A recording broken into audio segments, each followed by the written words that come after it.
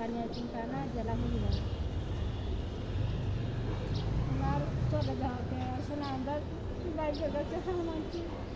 আমাকে আগে একটু বলেন যে উনি কি কখনো এই যে আন্দোলনে যাওয়ার আগে আপনাকে কখনো বলছিল যে আন্দোলনে যাবে? না না, উনি ওই কুমিল্লা কাজ করতেন আন্দোলনের আগে, মাত্র 3 দিন আগে বাড়িতে আসছেন। আসার পর তারপরে আপনি কি যখন আন্দোলনে যায় তখন কি আপনাকে বলে গেছিল? যখন যায় যে সালমার আম্মা যায় তা আজকে এখানে মিছিলে আন্দোলনের আমি যাই, সালমার আম্মা আমি কই তুমি যাইতেছো আমরা এই বয়স তাহলে এখন ইনশাল্লাহ আল্লাহ যদি দয়া হয় কি যাই ইনশাল্লাহ মন করে দিয়েছেন মিছিল।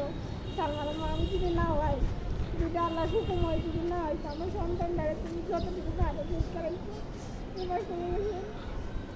বাইক যাওয়ার মতো এমন কষ্ট মানুষের আরো নয় সময় যাওয়া কি যে তুমি আমার একসাথে তুমি মেয়ে রেখেছো। আচ্ছা, উনি যখন যায় এটা কি কয় তারিখে উনি কি আন্দোলনে কোন আন্দোলনে মারা গেছেন? উনি ওই কিটা গণ অভ্যুত্থান 7 জুলাই 5 জুলাই 5 আগস্ট থানার সামনে মিছিলে গেছিলেন, মিছিলে গিয়ে উনি শহীদ হয়েছেন।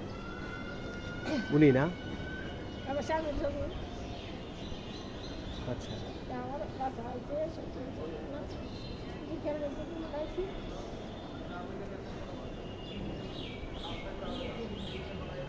আচ্ছা, তো উনি কুমিল্লা থেকে আসার পর আপনাকে বলছেন যে উনি মিছিলে যাবেন, তো আপনি জিজ্ঞেস করেন না এটা তো ছাত্রদের আন্দোলন, আপনি কেন মিছিলে যাচ্ছেন? হ্যাঁ, ওনার কথা হয়েছে যে সরকার আছে মানে উনি কিটা আলেমুল আমার আছে না, উনি আলেমুল ছিলেন, বক্ত ছিলেন যে জানে ওরা হাজি মামুনুল হক সাহেব সাহেব সাহেব জেলে নিচ্ছে, ওনার টাইম না থামায় রাখতে পারছে না যে আমি কিছু পারতাম, আমি এটার প্রতিবাদ করতাম। ওনার আসলে ইচ্ছা ছিল যে আমি পারতাম, তবে এটা প্রতিবাদ করতাম। যারা করছেটা কিটা যারা নিবা তেরা সাজা দেয় তাই না, বড় আশা আসতো যে আমি তো আর পারি না, আমি যদি পারতাম তাহলে জিগাইতাম। জেরার তো কোনো দোষ নাই, এরার এইভাবে কেন অত্যাচার করে। তাই না ইটেও আসছিল জানো নামাজ পড়তে সক্ষম তাদের নামাজ কোনদিন নামাজ কাটাতে না, যা আল্লাহর প্রতি বিশ্বাসই আস না যে তারা আল্লাহর হয়েছে, এই জন্য উনি আন্দোলনে গেছে। আন্দোলনে গেছে। আচ্ছা, পরে পুলিশের গুলিতে মারা গেছে? পুলিশের গুলিতে মারা গেছে। গুলিটা কোথায় লাগছে? গুলিটা মুখে লাগছে। দেখি ছবিটা দেখান তো। কেমন তো লাগছে সামনে গেছে। আপনার দিকে রাখেন। এই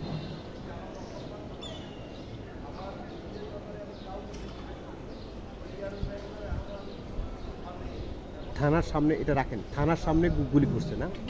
আচ্ছা আচ্ছা, তো এখন আপনি এই যে আপনার হাজবেন্ড স্বামীকে যে মারছে, আপনি কি এটার বিচার চান না, মানে কি বলতে? আমি বিচার চাই যে ওই সময় আমার স্বামী মারছে, আমি আমার স্বামী হারা হয়েছে, আমার সন্তানরা পিতা হারা হয়েছে, আমার সন্তানরা দেখার মতো কেউ নাই, আমি এটা বিচার চাই, করতে বিচার চাই। ওই সময় আমার স্বামী যাওয়াতে আমার অনেক কথা মানুষের শুনতেছে, লাঞ্ছনা শুনতেছে, কোথায় কোনানো যাইলে আমার নানা ধরনের কথা কয় মানুষের, যে ঘর নাই ও কথা কইতেছে। আমার শাশুড়ি অনেক অত্যাচার করে, আমার শাশুড়ি আগ থেকে অনেক অত্যাচার করতো, অনেক আরো বেশি করে।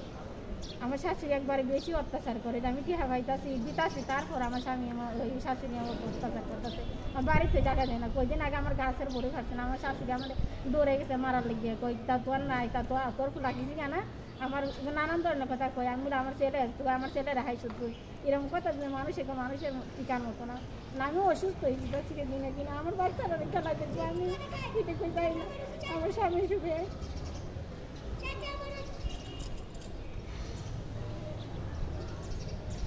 ঠিক আছে, আমি আপনার সাথে আবার কথা বলবো এটা নিয়ে।